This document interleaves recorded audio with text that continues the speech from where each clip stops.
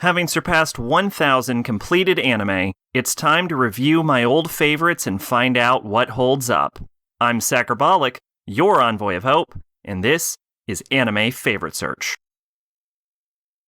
See, the Money of Soul and Possibility Control is a universe where there exists a sort of separate reality known as the Financial District, where what is known as Midas money is printed and distributed to people who live inside of the financial district, and basically is used when those people spend that Midas money to flood into a country's economy.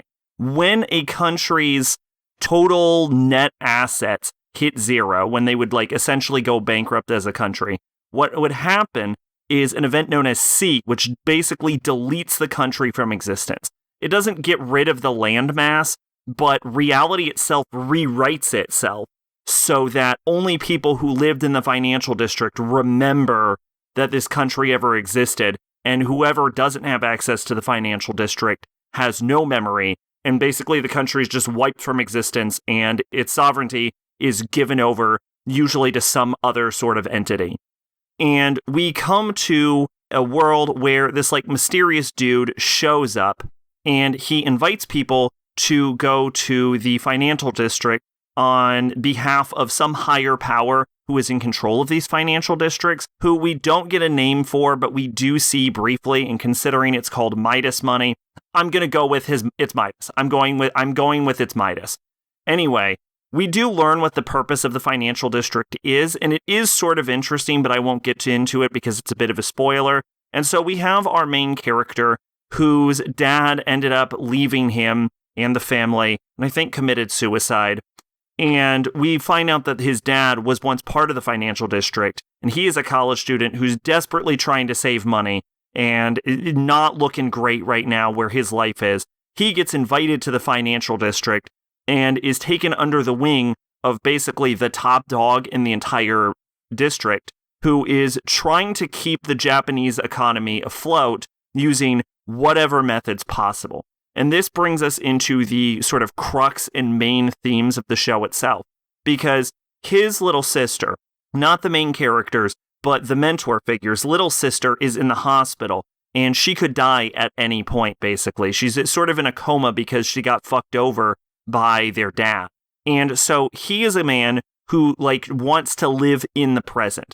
And when you go to the financial district, every week you're forced to participate in a fight where when you hit your opponent, you drain their finances. And if a person's finances hit zero, then what is used as collateral to enter into the district is their future. And so your future is taken from you if you go bankrupt. Now, worth noting that not every fight ends in a bankruptcy because there's a timer on these fights. So that is worth noting. So anyway, the main character ends up being taken under this guy's wing who wants to live in the present and keep the Japanese economy afloat by any means necessary, because Japan is really getting close to getting seed.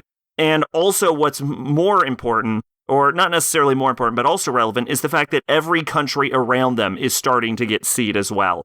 So we're looking at a complete global financial collapse. I think the only country that's fine at any point in this is America, who is just sort of steamrolling the other countries because they have essentially weaponized their own financial district, and they seem to have a good grounding on it, so it's not collapsing their economy like it's collapsing everyone else's economy.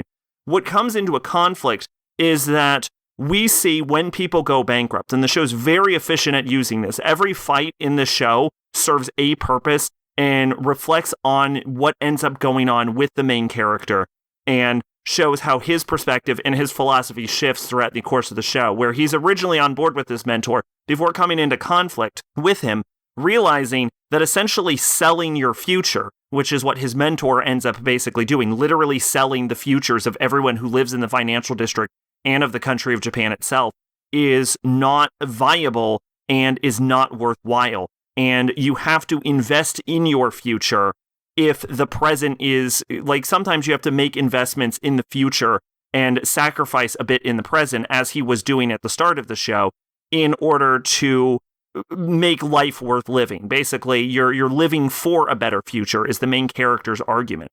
And in a way, the show sort of frames itself as an argument about sort of living in the present and sacrificing everything you can to make the present as stable as possible versus sort of creating an investment in the future.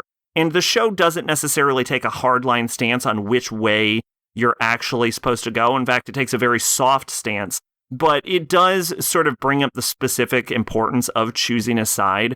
You could make an argument that the entire show in and of itself is a sort of commentary on how modern corporations have a tendency of sacrificing long-term viability for short-term profits, which usually end up damaging the corporation and its employees and their assets in the long run.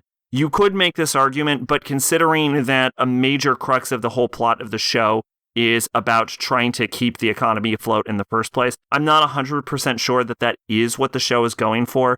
There's certainly some nuance and debates to be had, but what I do want to push through with is that the show itself, See the Money of Soul and Possibility Control, is a shockingly in-depth anime, and it's actually one of those shows where I'm surprised it's not more popular, because there is a lot of metaphor and stuff that you can read into it, and because it's an 11-episode show with a shocking amount of narrative efficiency and character establishment that it manages to get through in that time. By the end, you know the characters and their motivations and what makes them tick, and the sort of philosophical conflict between the hero and the villain at the end sort of epitomized through the fight scene of the hero and the villain at the end causes the fight to act as both a sort of visual metaphor of what is happening as the sort of villain's philosophy ends up getting defeated by the heroes in the end.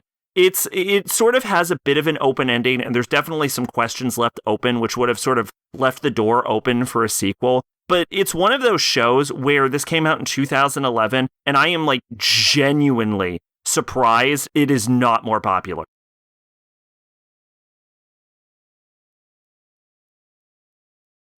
Twitch and Discord in the description. I've been Sacrobolic, your Envoy of Hope.